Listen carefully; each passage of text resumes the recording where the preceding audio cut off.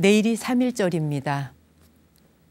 여러분께서 보실 때 여느 해보다 올해 3.1절은 유난히 TV를 통해서 더욱더 뉴스나 어떤 여러 가지 소식을 전하네라는 생각을 좀 하셨을 듯합니다.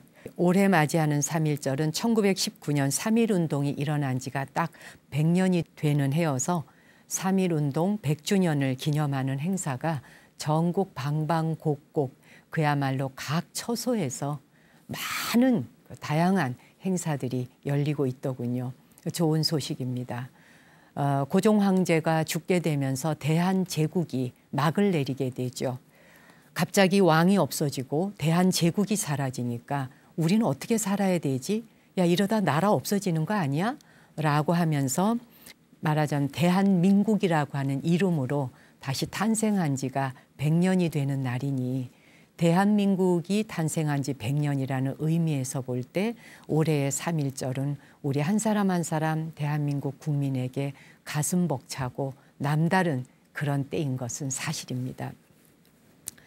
사실 1919년 김인년 3월 1일에 그렇게 전국 방방곡곡에서 동시다발적으로 일어나면서 만세운동이 막 일어나게 되죠. 그때를 상상 속에서 떠올려 보고 저도 그 중심에 태극기를 들고 뛰어들어가 보면 갑자기 가슴이 울렁울렁해지면서 그냥 저절로 눈시울이 붉어지곤 합니다. 일본이 무단으로 우리 민족을 통치하고 더구나 독립투사들을 무차별하게 탄압하고 죽임으로써 대한민국이라고 하는 나라를 그때는 잊지도 않았고 참 뭐랄까요, 허공 중에 그냥 떠 있는 백성이었다고 할까요? 그럴 때 미국의 윌슨 대통령이 민족 자결주의를 주장하게 되죠. 모든 민족은 그 나라의 운명을 스스로 결정할 권리가 있다라는 그 한마디가 식민 지배하에 있던 약소국가들에게는 나름대로 또 엄청난 힘을 부여하기도 하고 말입니다.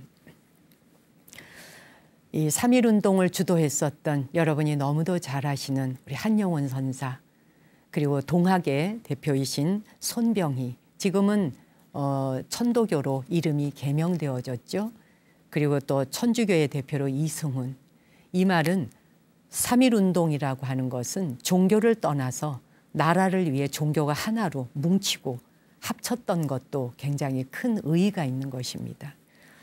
비록 3.1운동은 실패로 끝났지만 중요한 사실은 우리에게도 나라를 다스릴 정부가 필요하다 하는 것을 깨닫게 된 굉장히 큰 의미가 있는 것이죠. 그래서 상하이에 임시정부를 수립하게 되고 우리 민족들이 그 바람에 결속력을 굳건하게 다져나가게 되고요. 일본이 무단으로 통치해서는 안 되겠다 싶으니까 문화 통치를 시작하지만 뼈아프게도 문화 통치는 결국 또 분열을 조장하게 되고 그 문화 통치를 하게 됨으로 해서 수많은 애국자들이 국가를 등지게 되는 그런 변절자라 그러죠. 변절자들이 탄생하면서 지금 이 순간까지도 일제시대 때 친일파였느냐 애국자였느냐를 가늠하는 그런 그 가려내는 것이 우리에게는 지금도 굉장히 중요한 의미로 자리 차지하고 있는데요. 그런 여러 가지의 아픈 역사들을 보면서 언제쯤에나 우리는 이 3.1 운동의 역사를 우리에게 지난 과거였어 라고 하면서 웃으면서 받아들일 수 있을지요. 3.1 운동 이때만 되면 3.1절만 되면 우리에게는 알 수 없는 이 피 속까지 흐르는 고통과 슬픔이 우리 모두에게도 남아있는 것 같습니다. 우리가 그런 걸 직접 겪지 않았다 해도 우리 선조들이 겪으셨다는 것만으로도 말입니다. 이렇게 100년 전의 일제강점기를 생각해 보자면 지금 우리가 상상하는 것보다도 훨씬 더 무참하고 끔찍하고 두렵고 고통스러운 지옥이 따로 없었던 세상인 것입니다. 그야말로 국민의 기본적 권리조차도 지켜지지 않았던 때, 주권국가라고 하는 것은 입에 담아볼 수도 없었던 때, 사소한 자유마저도 허용되지 않았었던 때, 인간뿐이 아니라 우리 문화재 역시도 비슷한 운명을 겪게 됩니다. 제가 이번 달에 그 대고려전 국립중앙박물관에서 전시하는 걸 가서 보면서 영국에서, 미국에서, 이태리에서 세계 각국에 나가 있는 우리의 고려의 그 수많은 귀중한 문화재인 유물들을 보며 참으로 가슴 아팠습니다. 지켜내지 못했던 그걸 탓할 수조차도 없지만 이것이 다시 우리 국가에 돌아올 수는 없는 것인가 하면서 한 분 한 분 부처님과 그 탱화 앞에서 합장을 드리면서 감사 인사를 드리고 부처님 죄송합니다. 어느 곳에 계시던 그저 부처님께서 이 나라를 지켜주시기를 제가 이렇게 기도하면서 한 점 한 점을 감상했었습니다. 우리의 소중한 문화재들이 무자비하게 해외로 반출되는데 누구 하나 그것을 지켜낼 수 없었습니다. 지켜낼 힘도 없었고 지켜낼 재력도 없었던 거죠. 그때 우리의 소중한 국보와 보물을 일제로부터 지켜낸 분이 계시지요. 이 시간을 통해서 몇 번 말씀드린 적이 있습니다만 거듭거듭 이분에 대한 이름과 그분이 해오신 행적은 우리 모두가 가슴에 또 새기고 반드시 기억해야 될 일이기도 합니다. 우리 문화재의 수호자, 바로 간송 전형필 선생님이십니다. 간송 전형필 선생님은 격변하는 역사의 소용돌이 속에서 문화의 보국과 그리고 구국 교육이라는 자신만의 방법으로 그렇게 항일에 동참하셨던 분이시죠. 지금 동대문 디자인 플라자에서는 당시 간송 선생님께서 힘겹게 지켜냈던 우리의 문화재들을 모아서 전시하는 대한 컬렉션전이 열리고 있더군요.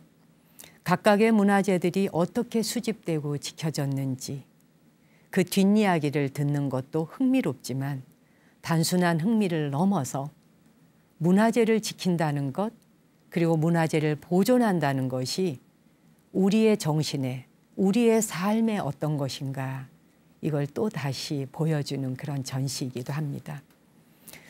이번 전시 품목 중에는 조선 후기 진경 산수화의 대가로 알려진 보물 585호 겸재 선생의 화첩도 들어있는데요.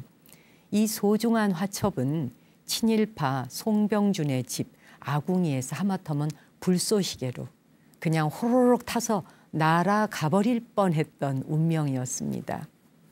송병준의 머슴이 그 군불을 떼고 있는데 이 화첩을 불에 확 집어넣으려는 순간 정말 이 찰나가 중요한 겁니다.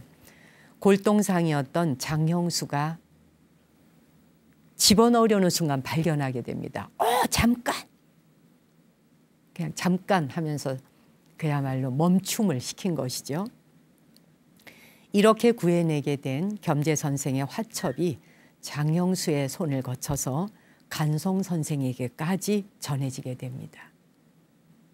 이게 뭐가 그렇게 중요하냐고요? 정말 천만다행한 일이고 불쏘시개로 사라졌다면 우리의 그토록 중요한 문화재가 한순간에 잿더미가 되었다면 우리의 정신도 우리의 삶도 그만큼 절름발이가 되지 않았겠습니까? 국보 68호 청자상감 운항문 매병을 구한 일화도 극적이죠. 당시 경매에 나온 이 청자의 값이 너무나 비싸서 조선 총독부 박물관에서조차도 선뜻 손을 대지 못했다고 합니다. 그럴 때 바로 간송 선생이 그 시대에 거금 2만 원을 투자해서 바로 이 매병을 구입하게 됩니다. 그 당시에 2만 원이 지금의 가격으로 글쎄요 2억보다 넘지 않을까요? 한 20억 값어치가 될까요? 그렇지 않을까 싶어요. 보통의 마음이라면 누구도 선뜻 자신의 그 엄청난 재산을 투자해서 살 수는 없었으리라 생각합니다. 간송에 대한 컬렉션전은 다음 달 이제 3월 31일까지 전시가 열리는데요. 여러분께서도 이 3월 달에는 이런 컬렉션 전시도 한번 꼭 가서 보시고 올해는 기회가 된다면 그 3.1운동 기념관이 경기도 지역에 퍼져 있습니다.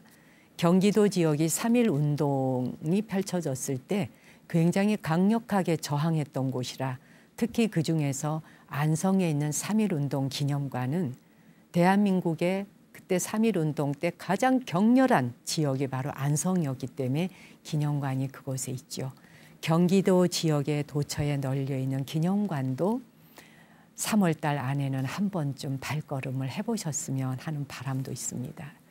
36년 동안 일제의 그 치하에서 우리는 가진 고통을 지내야 했고 3년이란 시간 동안 한국 전쟁을 겪어야 했고 그러면서 우리는 IMF까지 겪으며 지금까지도 오뚜기처럼 우뚝 서서 온 대한민국의 국민의 저력 앞에 다시 한번 예경드리게 되고 이런 말씀을 전하고 있는 이 순간순간 내가 맞이하는 올해의 봄이 되었건 그 다음에 꽃향기 한 점도 순국 선열들의 피비린내 나는 그들의 희생이 없었다면 오늘의 내가 꽃향기조차 맡을 수 없었겠구나.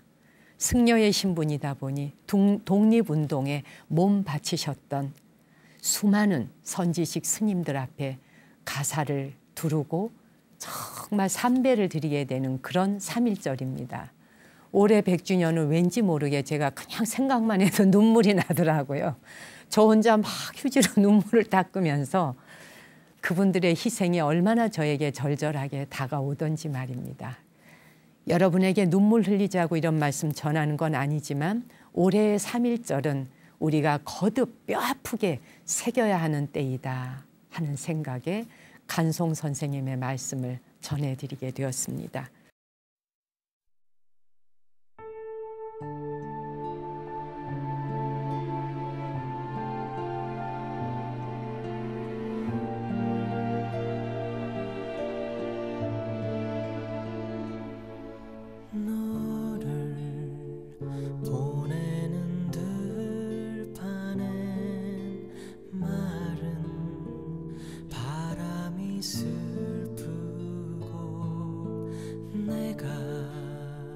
돌아선 하늘엔 살빛 낯달이 슬퍼라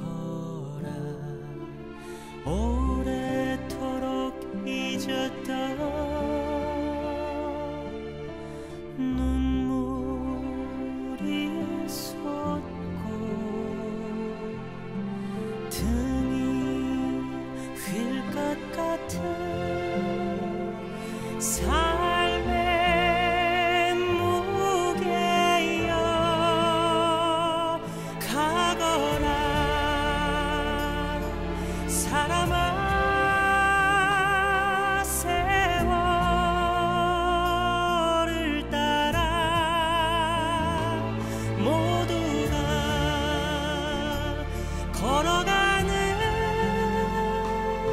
쓸쓸한 그 길로